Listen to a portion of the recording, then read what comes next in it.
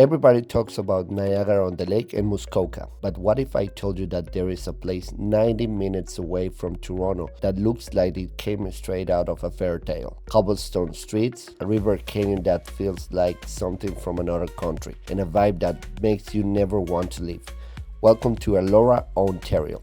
In this video, I'm taking you through one of the most beautiful towns in Canada, and trust me, at the end, you will be booking your trip. Today, we are in one of the most amazing places in all Ontario. Elora is a small, beautiful town located on the Wellington Center County, and it's only 30 minutes away from Guelph, and it's also very close to Cambridge and Kitchener. I'm pretty sure you won't have any problem finding it on Google Maps. And the main reason why I came here was because I saw some tremendous photos from a friend of mine, not only on a fairy tale town, which there are a lot of in Ontario, by the way, but she was swimming on a huge natural pool that I have never seen before. So I decided to plan the trip for the next week, and I must say that it was totally worth it because, as you know, with a car it's very easy to get anywhere in Canada because of the highways, in this case the 401 highway, and only 30 minutes after getting out of it we were on the town. And as soon as you get here and you cross the main bridge, you start feeling the vibe of peacefulness, mainly because of the colors that make contrast with the river that cross underneath the bridge. And I must say that even in the middle of the week, it wasn't easy to find a parking spot, so that gives you an idea of how busy it can get on the weekends. So here's the first tip.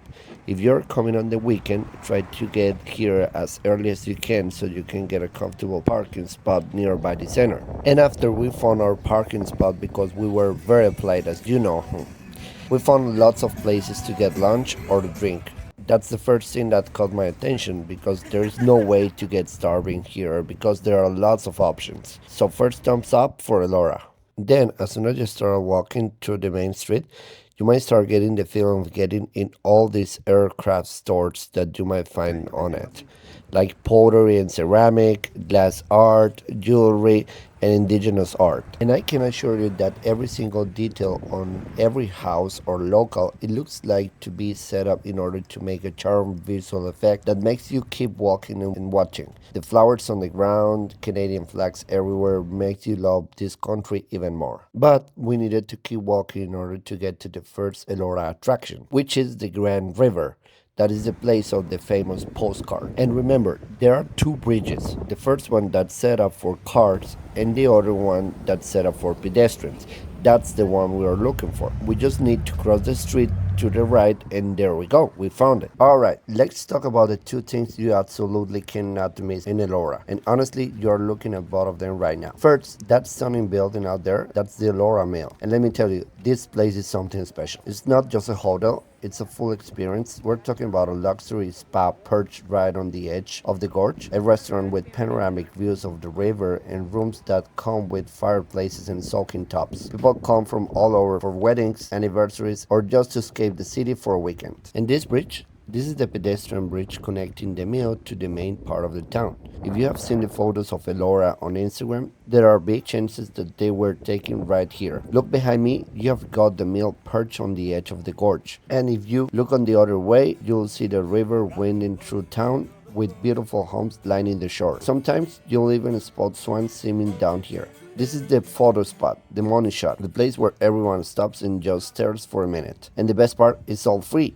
So you can walk across the bridge, take 100 photos, watch the water rush by, and soak in one of the prettiest views of all Ontario. And as we get out of the bridge and walk towards the Elora Mill entrance, see what I say about the fact that everything here seems to be put with the intention of having a good looking? I'm not just saying it, right? The flowers and the colors on the walls keep me walking. It's how we get to a little and charming plaza called Elora Mills, where you can find art crafts, beautiful clothes, refreshing drinks, and food. But what I liked the most was that inside I felt desires of just taking a break by watching how beautiful they keep the trees and flowers with immaculate care. I really wanted to sit down here and read a book. If you like this video and want to join me on more adventures, don't forget to subscribe. I upload every week exploring Canada, Latin America, and beyond, showing you the best spots and how to travel on a budget. You can follow me on Instagram, TikTok, Facebook for daily travel content. Thanks for being here. And while I drink this tasty milkshake, let's talk about our next stop, which is the surprise I got for this video, the Elora Quarry. I really couldn't believe it existed until I saw it. Okay guys, so behind myself there is one of the most beautiful places I have ever seen here in Canada. This is the Elora Quarry Conservation Area. As you guys can see, it's a natural pool surrounded with bed of limestone, which makes a perfect landscape if you guys want to get, like some beach day, because it has a wine sand beach. This is the Elora Quarry, and honestly, it doesn't even look real. First of all, it wasn't always a swimming hole. Back in the early 1900s, it was a working limestone quarry. The Elora White Lime Company was blasting and hauling rock out here. Fast forward to today, and it's one of the most beautiful places to cool off in Ontario. The cliffs around you, they're about 12 meters high, that's roughly 40 feet, and the water, it's deep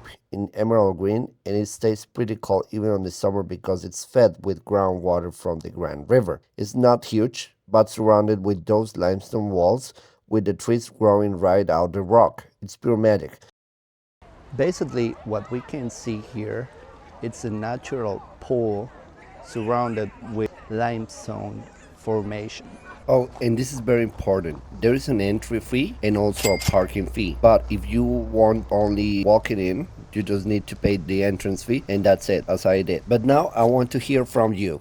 Have you ever been in Elora? What was your favorite spot? The bridge, the quarry, or maybe somewhere else I didn't show? Or if you haven't visited yet, does it look like a place you would like to add to your bucket list? Drop it in the comments down below. I read every single one of them. And hey, if you enjoyed this video and want to join me for more adventures across Canada and Latin America, make sure you hit that subscribe button. I post fresh videos every week showing you hidden gems, budget travel tips, and places you won't find on any guidebook.